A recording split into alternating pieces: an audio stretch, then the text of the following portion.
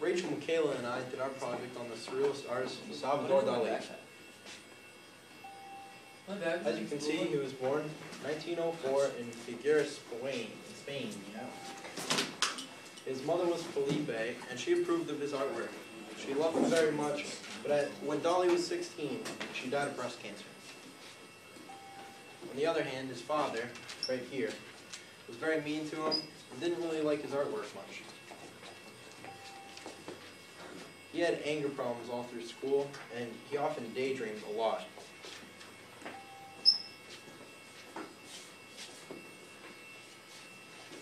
Dali went to school in Madrid, Spain.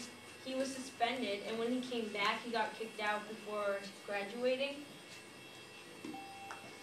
He married Gala, and he loved her very much. Dali took a lot of trips to Paris.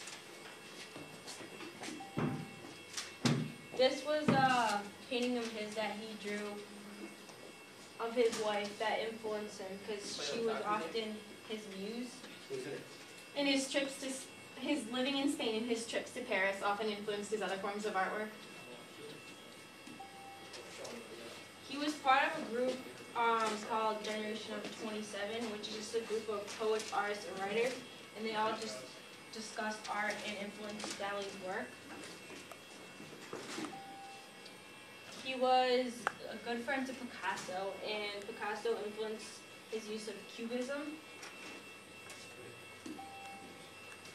It was evident that he used surrealism in his paintings.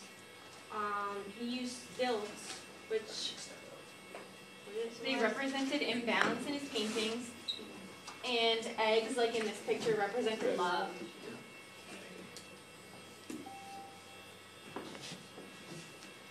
Dali frequently read Sigmund Freud's psychoanalytic theories, which influenced the thinking and planning behind his pieces, and showed, because of the odd concepts found in his paintings. Like in this one, it's shown as a tree, but then there's an exploding head, and this one is kind of weird too. And his paintings that deal with like the head kind of were supposed to represent the workings of the mind. Dali was influenced by Dadaism, and it was an artistic movement that came out of a negative reaction to World War I. So a lot of the work that came from this movement was based off of irrationality. His use of surrealism and irrationality is evident in all of his paintings. It's obvious that they weren't modeled after anything specific, but rather like an idea he had in his mind or a concept he was trying to get across. He often used certain symbols, especially stilts, which, like we said before, represented imbalance. And then you can also just see different aspects of his paintings that were similar in some ways but very different in others. This is called the persistence of memory, and the stretch clocks are supposed to represent the stretching of time while dreaming, which is in part with the psychoanalytic writings of Sigmund Freud, which are evident in both of these.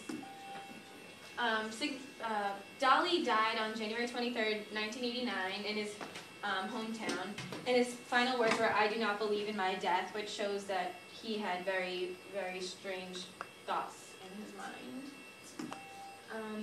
One of his most famous quotes is, "Don't bother about being modern. Unfortunately, it is the one thing that whatever you do, you cannot avoid," which really represents him well as a person, because although he didn't want to be like other artists, he did take a lot from other artists as influence, and he influenced other artists in the future.